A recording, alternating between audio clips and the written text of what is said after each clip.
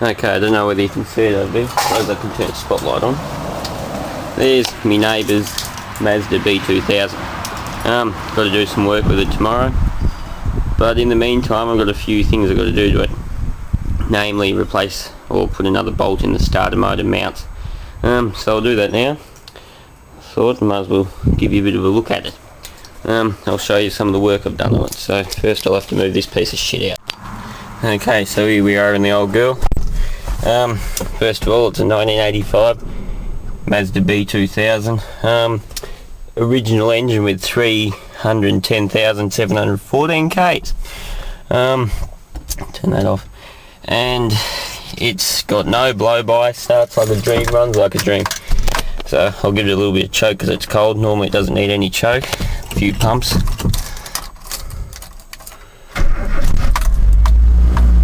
There you go. That's cold start. So anyway, reverse.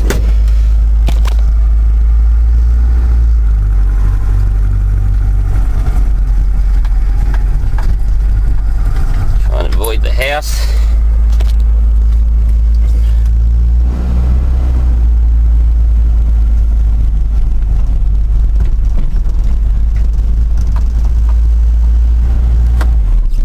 There we go. Normally you don't need any choke. Anyway, there it is. So, I suppose I'll show you around the old girl. It's carbureted 2-litre engine, which I'll just put the bonnet up, hope the camera doesn't fall. Timing belt, carbureted. It's got a double barrel, I think it's Holly downdraft. No, it can't be Strongberg, I think. I can't remember anyway. Distributor fed, so it's none of the electronic shit. And as you can hear, it runs like an absolute dream. So I'll just turn her off. So yeah, what have I done? Rebuilt an alternator and put in. Reconditioned the, well not reconditioned, but serviced up the emission system, which I won't actually tell you what I did because it's probably, yeah, anyway. Replaced points, distributor cap, rotor, all that normal stuff, condenser, obviously oil changes, carby clean, what else? Replaced a few other things, headlights, starter motor, all that sort of jazz. And as you can hear, it runs like an absolute dream. You know, because I've actually got the video on YouTube of me changing the points, and after I changed the points and actually tuned it up properly, it's been running absolutely beautifully ever since. And my neighbour never reckons in all the years he took it to a service station or a garage to get serviced, never ever run this good. So I mean, all you need to do is spend a bit of time with things, I suppose. So anyway, we'll jump under and put another bolt in that starter motor. And I might actually try pushing that dint out. There's a tree landed on it here, as you can see, and sort of fucked it up a bit. And up there, somewhere there. So anyway, I'll see if I can push that dint out. So I reckon I can actually. So we'll do that. Okay, so there was a big dint here, which I can even prove to you with the bend in that. If I put it up against something straight, you can see how bent that was. It was quite a big dint, and it was all buckled in there. So I got that out, which all I did was undo the mud guard. Got my hand up behind there. You push it forward with a bit of pressure, then you just hit the points along the seam of the dint with a hammer, and what that does is releases the tension and lets it stay outwards. So I've done the same thing at the back here. There was quite a big dent there as well. You can see my hammer marks there, which really isn't much of a worry compared to the rest of the car. So what I did was get my hand in behind there, push the metal out to where I wanted it, then to release the tension on the metal, just give it a few bangs, and that'll release the tension and stay where it is. So now these are actually quite bigger ones, so I'll Had to take all the seatbelt and everything out to get to them, but we'll see if we can get rid of these ones.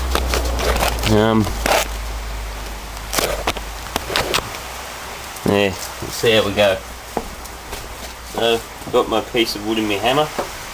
I'll aim for them. I suppose it's about there. It's coming out. Now, obviously, this one isn't going to be flat again because I'm not a professional panel beater, but it should be able to make it look a bit better than it does. It's just the interior panels in here are a bit of a pain in the arse. So we'll try our best.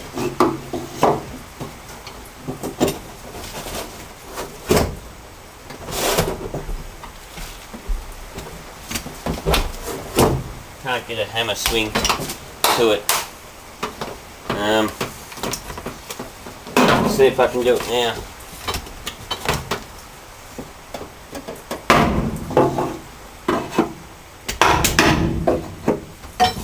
How's that? It's better getting there. It's a matter of lining it up's the problem.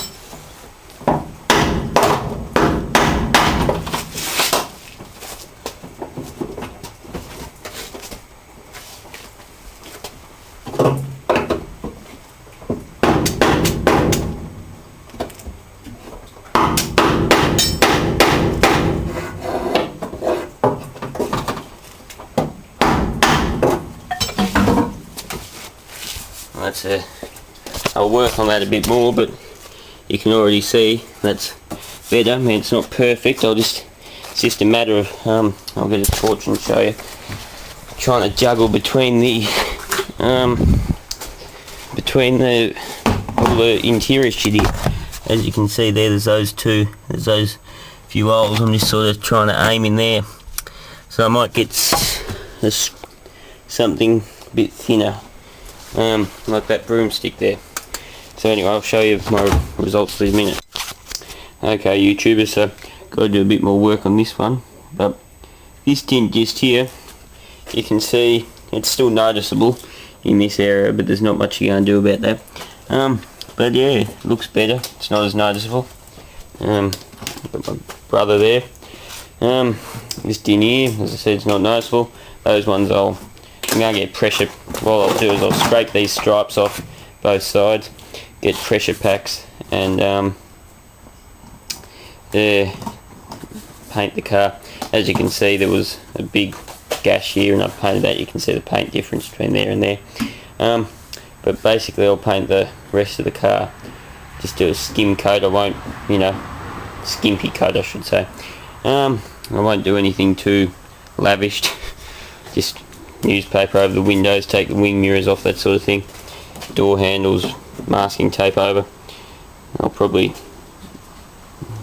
cover these up, take the bars off, paint her all up, and then she'll look alright. But that's not noticeable, that's barely noticeable. There's a few left on the back. There's one there that's going to be a bust to get out because you can't really get up in there. There was one there, not noticeable anymore, and there's one there that I've pressed out. You can still see the indents a bit, but if you didn't have that patch there, you wouldn't even know it. So yeah, it looks a bit better now, a bit more respectable. And that one sort of popped out, but again, because of the way they spot weld sheet behind there, you can't get in to push it out. But I mean, that's barely noticeable once it's all painted up. Apart from when there's reflections, you'll never know. So yeah. Alright, I'll move the other cars and we'll move this back out. Alright, so we all have seen someone drive a manual before, but I may as well video driving out, I suppose, so you can hear how well it runs. Now, no choke this time, a few pumps, and then you can't complain about that, can you? It's a bit rattly, but anyway.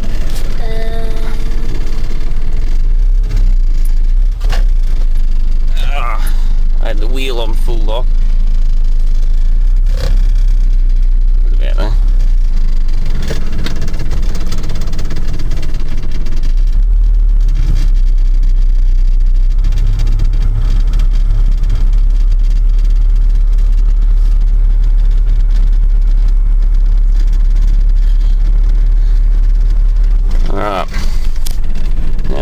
board, which is parked over there.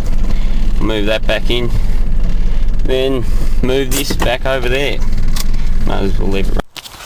Alright, so there you go, the poor old thing.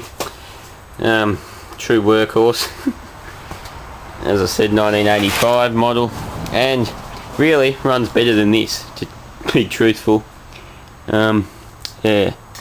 So anyway, just thought I'd show you. This is a compressor Aussie 50 gave me to use as an air compressor.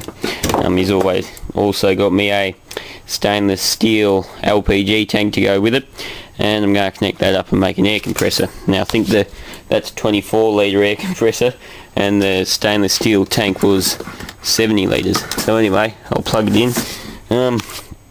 I've wired it as he told me, and as is in one of his videos. So the run is wired to active, with active going to one side of the capacitor. There's the start winding goes the other side, and common to neutral. So anyway, I'll plug that and make it easier for myself, so I'm not reaching over, and plug it in here. So anyway, works well. When it builds head pressure, obviously it quietens down. Quite a lot of oil mist comes out obviously when you let it go. Didn't start very well then, but that's probably just because it's going through this power board. It started every other time, but yeah, I don't think it likes this power board much.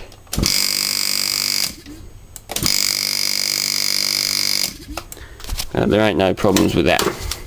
So anyway, that's that. I'll see you all later.